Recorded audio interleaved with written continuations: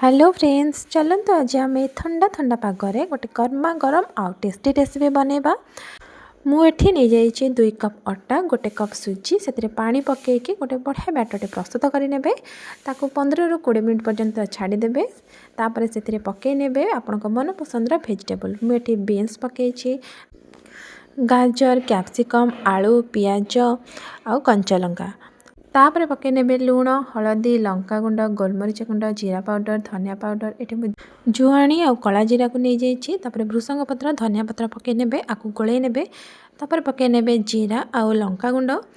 जदि आपण बैटरटा काठ हो जाए आउ टे पानी पकई गोल ने। तापर आम तावा बसैकी से तेल देदेवे। तापर आम पिठा करनेबा। एटी मु डेकोरेट पाई ऊपर लंका गुंड आउ धड़ा राशि दे देछि। बहुत सुंदर लगुच, खाइबा को मध्य टेस्टी लगुच। आपण आपको घरे निश्चय बनातु, देखंतु केते टेस्टी लगुच। आ पिला माने खाइबा को मध्य बहुत भल पाइबे। एठी हमर रेडी हे गला आज ब्रेकफास्ट रेसिपी। आको आपण सखाळु सखाळु बिना किछि झंझट रे बनै परिबे। रहुची, थैंक यू।